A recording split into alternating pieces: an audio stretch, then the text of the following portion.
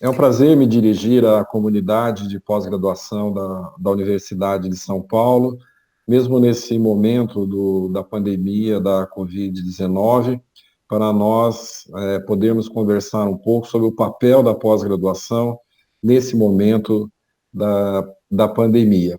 Um assunto que tem trazido muito importância é a ventilação mecânica desses pacientes com a Covid-19 pela lesão pulmonar que esse vírus acarreta. Falando um pouquinho da história, a humanidade ela é sábia em encontrar respostas quando ela é colocada em situação de estresse. A ventilação mecânica positiva ela tem início na história da medicina relativamente recente.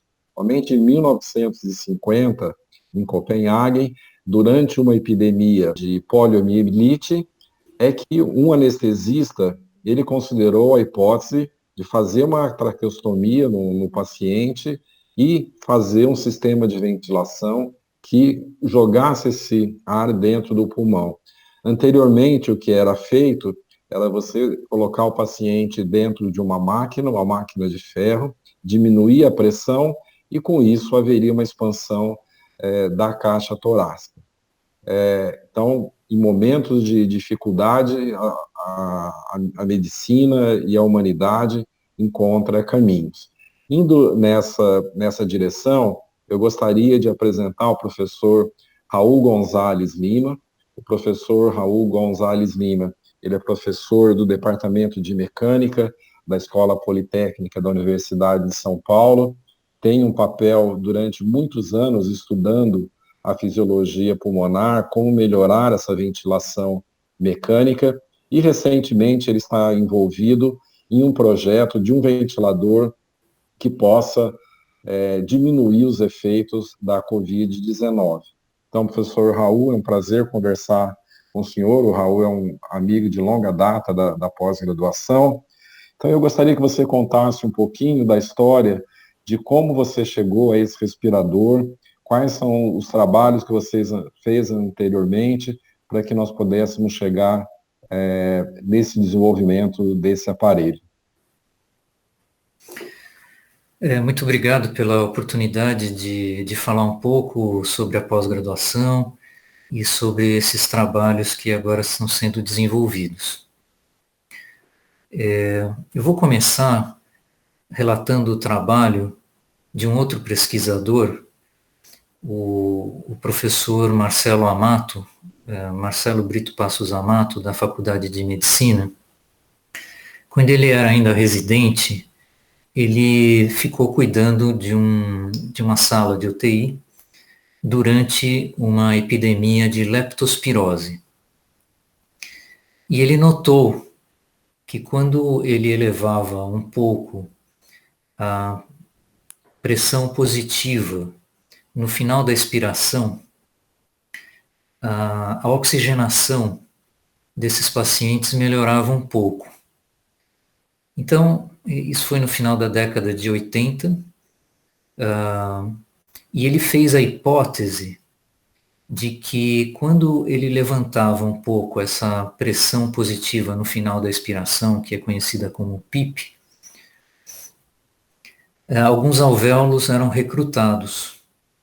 E ele passou a relatar, então, para a comunidade científica essa melhoria de ventilação, e ao longo das décadas, no mundo, essa técnica é bastante utilizada, de recrutar alvéolos e mantê-los abertos. Alguns anos depois que ele percebeu isso, alguns anos depois, eu tinha voltado do meu doutorado, eu usei uma bolsa do CNPq para fazer o doutorado nos Estados Unidos, na Universidade do Texas, em engenharia aeroespacial. Quando eu voltei, eu tive um encontro com esse médico, e ele me perguntou se era possível monitorar a ventilação do tórax humano na beira de leito. e que ele conhecia um equipamento experimental que tinha sido desenvolvido na Universidade de Sheffield e passou a me descrever um pouco esse equipamento.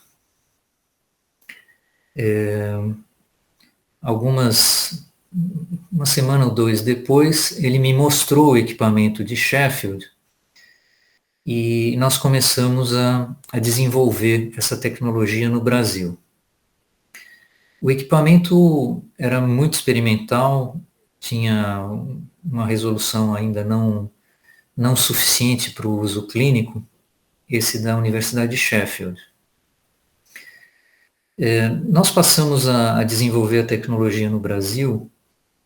Essa tecnologia hoje em dia é chamada de tomografia por impedância elétrica, é uma tomografia portátil e que utiliza um estímulo de correntes elétricas atravessando a parede torácica e nós medimos o potencial elétrico na pele. E depois de várias dissertações e várias teses de doutorado, orientadas algumas por mim, outras pelos médicos, nessa técnica, foi possível então coletar dados clínicos relevantes e então o estado do pulmão, em termos de ventilação, em termos de perfusão, começou a ficar visível como consequência dessa tecnologia. Pouco a pouco essa tecnologia foi transformada num spin-off, numa empresa, com a ajuda de financiamento da FAPESP, de um projeto temático da FAPESP, e depois por 4 projetos FINEP. É interessante que com essas imagens nós fomos as primeiras testemunhas do que ocorria com o pulmão durante uma pneumonia, durante a síndrome de angústia respiratória aguda. E foi possível para os médicos desenvolverem várias ferramentas para estimar vários parâmetros dinâmicos do comportamento do tecido pulmonar durante a ventilação mecânica. E esse equipamento de tomografia, ele permitiu o ajuste fino dos parâmetros do ventilador. Então, o potencial da ventilação mecânica foi sendo revelado, em parte, por esse equipamento que permitia fazer o ajuste da PIP de forma ótima.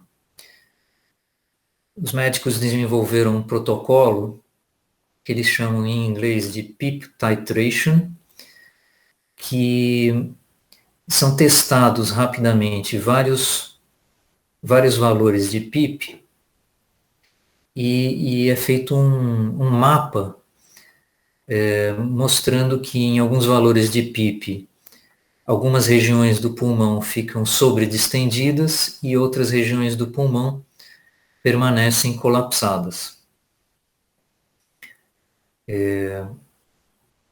Então, com essa visualização, foi possível desenvolver protocolos de recrutamento de alvéolos e depois protocolos de tratamento e de manutenção desses alvéolos abertos.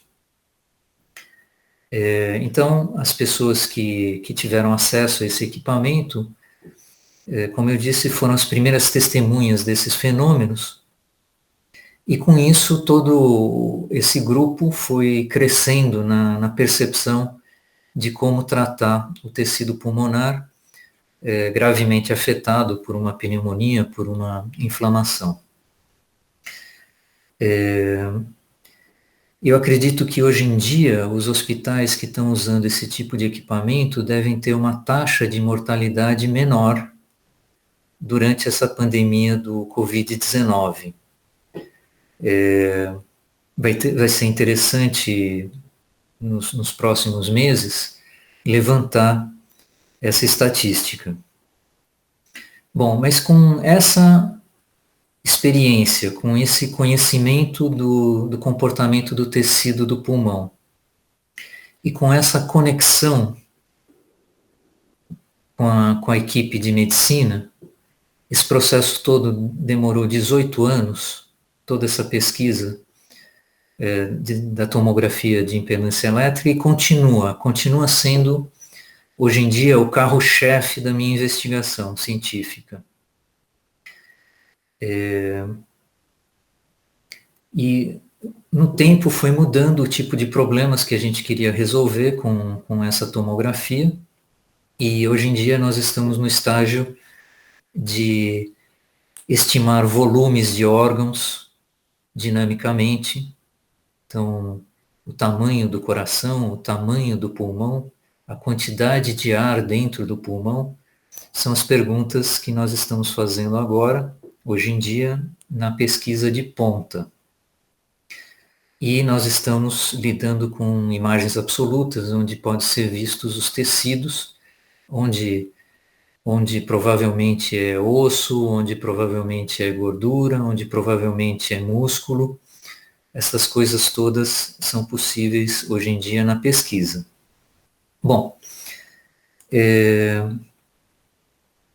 a sociedade, então esse é um background para que vocês percebam que, embora o nosso projeto de ventilador tenha apenas 30 dias, ele só foi possível, esse projeto,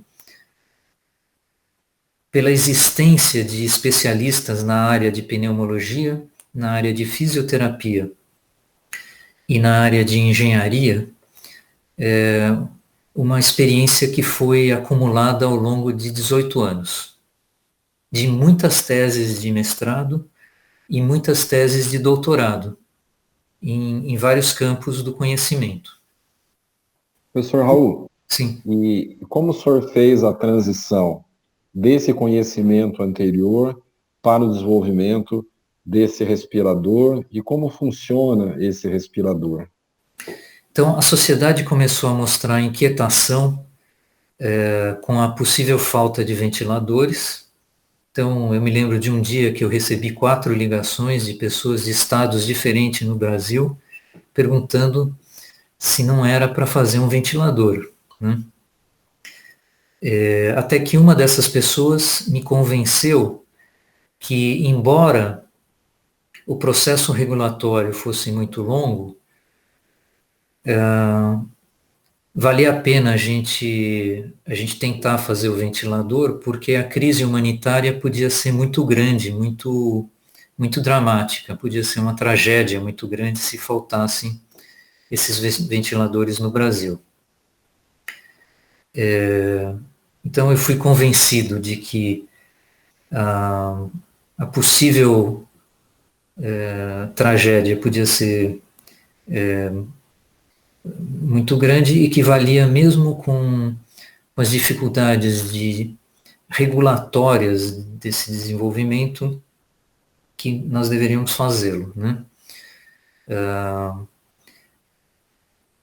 Logo depois, umas 6 horas depois, teve uma reunião de congregação na Escola Politécnica, e a diretoria da Escola Politécnica nos solicitou a possibilidade de desenvolver esse equipamento. Rapidamente, eu fiz um esboço, um diagrama inicial de como poderia ser esse equipamento, e a partir desse diagrama, eu identifiquei quais seria a equipe inicial, que tipos de especialistas eu ia precisar logo de início nesse projeto. Essa equipe foi aumentando, nas 2 primeiras semanas já contava com 40 pessoas e hoje essa equipe é muito maior. Bom, o princípio de funcionamento é melhor falar, antes de falar do princípio de funcionamento, é melhor falar das premissas do projeto. O projeto ele teria que ser facilmente distribuído, ele teria que ser facilmente, rapidamente manufaturado, e já naquele momento nós estávamos com dificuldades de importação de ventiladores.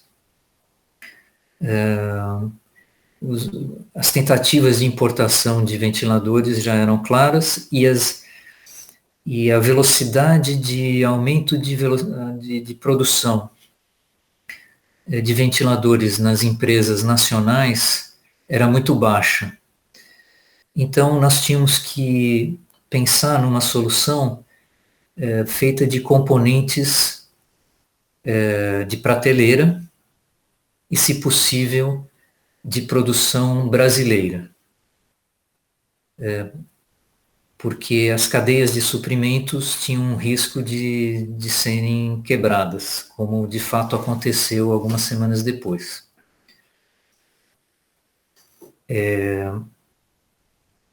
E para minimizar o problema da regulamentação, seria bom utilizar vários componentes que já estivessem sido aprovados na Anvisa. Então, parecia que a solução mais prática seria automatizar um ressuscitador manual. Por quê? Porque o ressuscitador manual ele já admite o contato com elevadas concentrações de oxigênio, ele é autoclavável e ele é produzido no Brasil.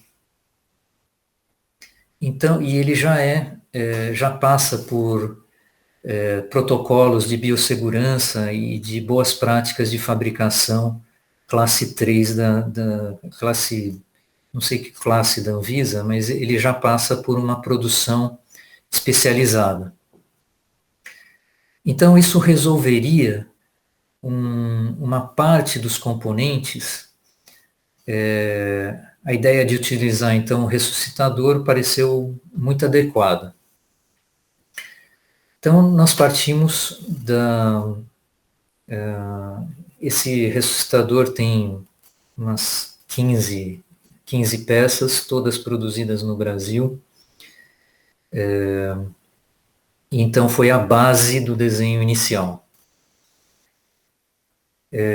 Outros desenhos no mundo já estavam utilizando essa possibilidade e nos pareceu muito, muito adequado.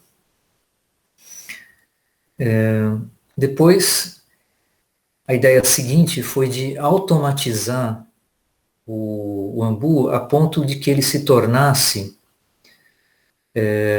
muito parecido com um ventilador comercial moderno. Então, nós pensamos numa forma de comprimir o reservatório do ressuscitador com o mínimo de peças mecânicas. Então, com praticamente 4 ou 5 peças, isto é, um motor de passo, preso no eixo do motor de passo um parafuso, nós chamamos de fuso, e sobre esse fuso um cursor que transmite movimento para um efetuador, um atuador que comprime o Ambu. Então, o Ambu é comprimido por um efetuador que está ligado no cursor de um fuso, e esse fuso ele está preso diretamente no eixo do motor de passo. Um chassi e algumas guias, e pronto, a parte mecânica está completa, com pouquíssimos componentes. Agora, restava desenvolver um procedimento de controle, de teoria de controle, do movimento desse atuador, para que os fluxos e as pressões nas vias aéreas do paciente fossem as preconizadas e as necessárias, né, no tratamento moderno da síndrome de angústia respiratória. Então, nós seguimos a tradição da Escola de Medicina da USP, que pede que nas primeiras 48 horas o diafragma esteja paralisado, para que o tecido do pulmão possa descansar e possa reagir. Depois de 48 horas, a paralisia do diafragma é interrompida e o diafragma começa a contrair. Então, nessas primeiras 48 horas era necessário um modo de ventilação mecânica chamado de modo controlado por pressão. Essencialmente, o aparelho tem que reproduzir uma curva, um pulso retangular de pressão nas vias aéreas do paciente. Depois das 48 horas, muda o modo de ventilação, ele continua sendo controlado por pressão, mas como o diafragma começa a contrair, nós temos que ficar observando a pressão das vias aéreas para perceber quando o diafragma quer dar início a um ciclo respiratório. O equipamento, então, ele tem que ser capaz de perceber esse momento e iniciar o ciclo respiratório. Então, nesse modo, a frequência respiratória é controlada pelo paciente e o instante de início de cada ciclo é controlado pelo paciente. Se não houver esse modo, o paciente ele fica dificultando a ventilação pré-programada e a saturação de oxigênio no sangue cai e ele começa a aumentar, a acumular CO2 no organismo, a pressão parcial de CO2 começa a se elevar. Então é fundamental no tratamento do COVID-19 esse modo assistido. Observem que nas iniciativas no mundo e em toda a América Latina, o único equipamento que está oferecendo o modo assistido no momento é o nosso, é o da USP. Esse foi um pedido logo de início da Faculdade de Medicina, então nós prestamos muita atenção nisso e achamos uma solução para que isso fosse possível. A resposta dinâmica do ventilador também é muito importante. O que acontece? Se o paciente fizer um esforço inspiratório no começo da inspiração, durante o começo da inspiração fornecida pelo ventilador, o ventilador tem que manter as pressões prescritas, mas ele precisa fornecer o fluxo que o corpo humano está desejando.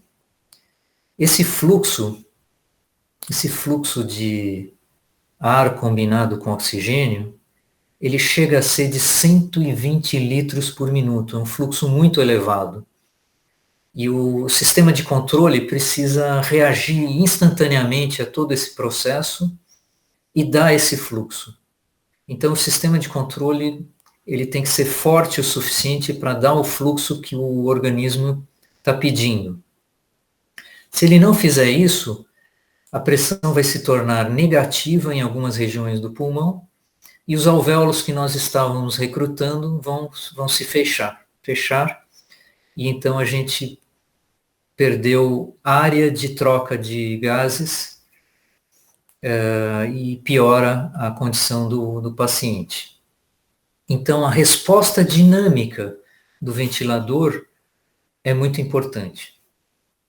E ela é testada em pulmões artificiais dinâmicos, em que a gente programa o esforço do diafragma hipotético, de um paciente hipotético, e estuda a reação do ventilador. Então, diversas vezes nós mudamos o motor, a voltagem de alimentação desse motor, a corrente que a gente jogava no motor, até que a resposta dinâmica do ventilador permitisse esse fluxo de 120 litros por minuto. Existe um outro parâmetro bastante sofisticado no desenvolvimento desses ventiladores no modo assistido, que é o tempo de resposta. No final da expiração, se chega a uma depressão nas vias, uma baixa de pressão nas vias aéreas, isso significa que o diafragma do paciente está entrando em contração e o tempo entre o aparelho perceber que o paciente quer respirar até que as pressões voltem a ser positivas novamente nas vias aéreas, esse tempo idealmente tem que ser de 100 milissegundos. E é necessário bastante potência no ventilador para que a vazão de ar misturado com oxigênio entre no pulmão em velocidade suficiente para que as pressões sejam novamente positivas. Como vocês podem ver, o sistema de controle é a alma desse aparelho.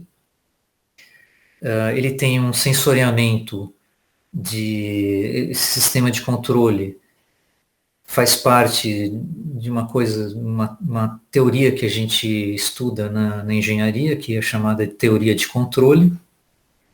Nós trocamos diversas vezes o algoritmo de controle até que nós pudéssemos atender todas essas reações do aparelho.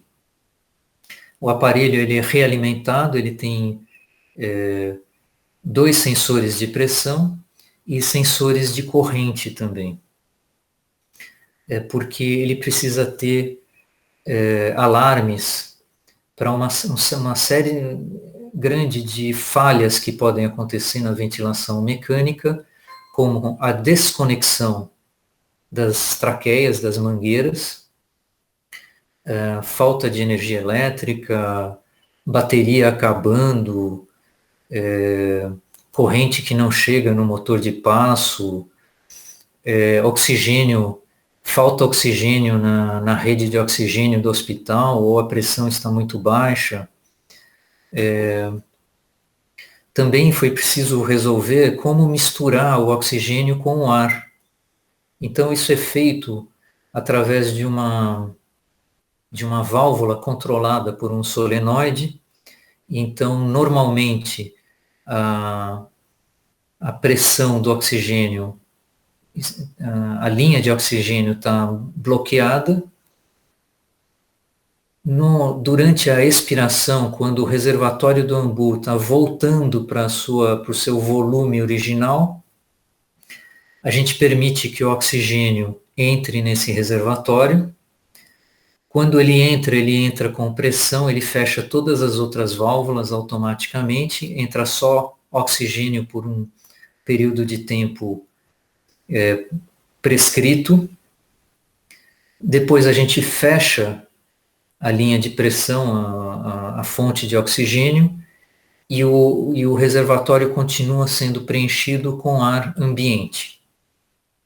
Então, pelo tempo em que a gente mantém aberto essa válvula, a gente dosa a quantidade de oxigênio.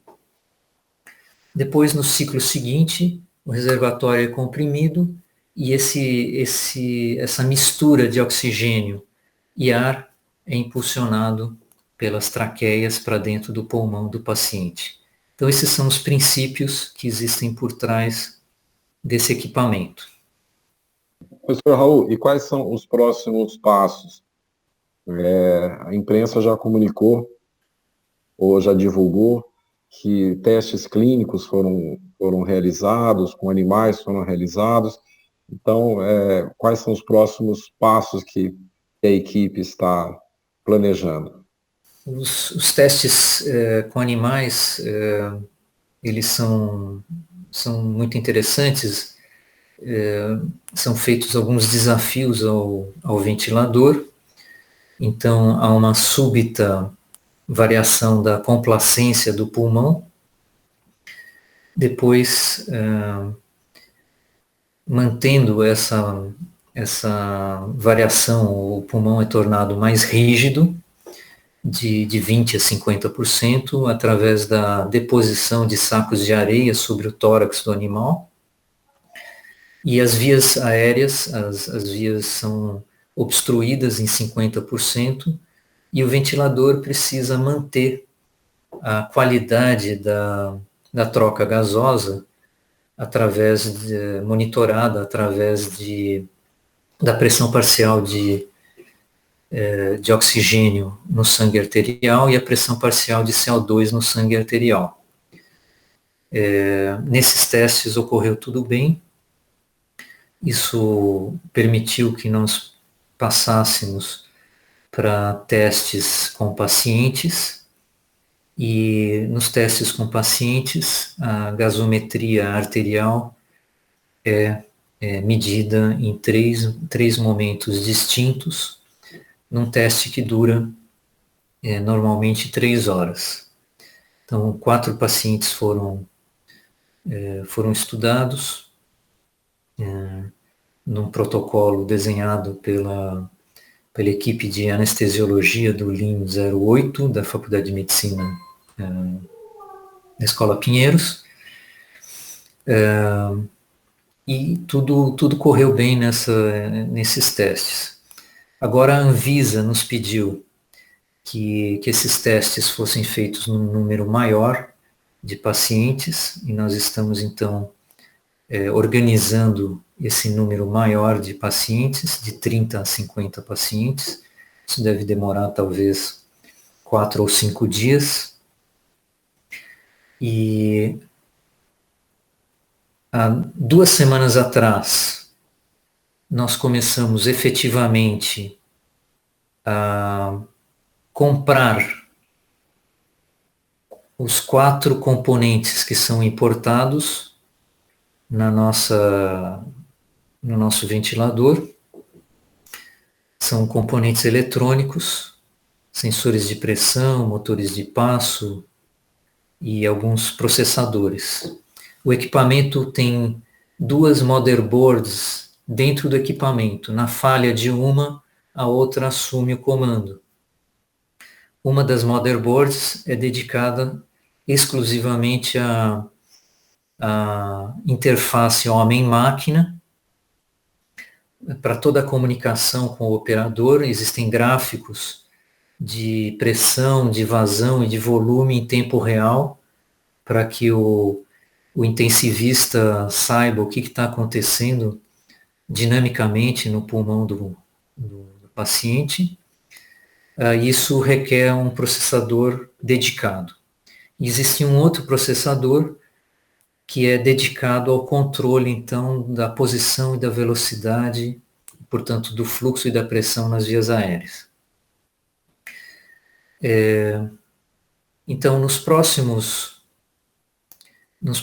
dias, será iniciada a fabricação de um lote piloto de ventiladores, A Anvisa, ela disciplina a comercialização, então nós podemos fazer a fabricação, eu imagino que na quarta-feira começa a fabricação, a linha de produção dos nossos ventiladores, quarta que vem, concomitante com os testes em pacientes, concomitante com o processo Anvisa e concomitante com o desenvolvimento da cadeia de suprimentos.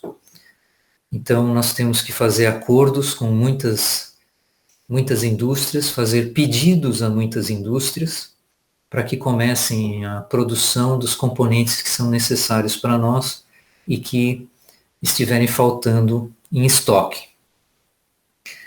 A regulamentação Anvisa e os pedidos ao CONEP, que é o Conselho Nacional de Ética em Pesquisa, foram todos desenhados numa época em que não existia a engenharia ágil. Então, os procedimentos do CONEP e os procedimentos da Anvisa têm muitas etapas, eles tentaram simplificar um pouco as etapas, mas ainda toma tempo.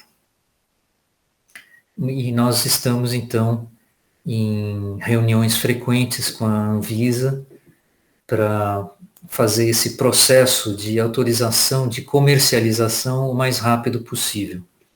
Existe a alternativa, enquanto isso não ocorre, de utilizar esses ventiladores em pesquisa clínica. Então, em paralelo, nós vamos estar aumentando o número de pacientes na nossa pesquisa clínica, até um número grande, talvez 1.000 pacientes, o que for possível, para que nós possamos ir atendendo a população brasileira através de um estudo clínico. Enfim, é uma corrida contra o tempo para disponibilizar o quanto antes esses ventiladores nos hospitais que estão em necessidade. Agradeço a sua colaboração, a sua explicação. Eu tenho certeza que a comunidade da pós-graduação da USP, de pesquisa da USP, ela ficará bastante ansiosa para que esse respirador realmente possa, nos próximos dias, já ser utilizado e diminuir o sofrimento dessas pessoas, desses profissionais de saúde que estão precisando desses equipamentos e os pacientes também que estão que vão ser beneficiados por esse aparelho. Então, muito obrigado pela sua colaboração. Espero poder interagir com o senhor nos próximos dias, aí, nos próximos meses, para saber o resultado. Então, com a palavra o professor Raul. Permite umas palavras finais. Eu sinto muito orgulho de pertencer à pós-graduação da USP. Tudo isso foi possível pela experiência e pela dedicação e pelo fato de ter participado de uma pós-graduação muito bem estruturada nas últimas décadas. É uma experiência muito gratificante estar rodeado de pessoas com toda essa bagagem que possibilitou esse tipo de desenvolvimento agora. Tá bom, Raul. Então, muito obrigado e vamos divulgar essa sua participação para toda a comunidade. Muito obrigado.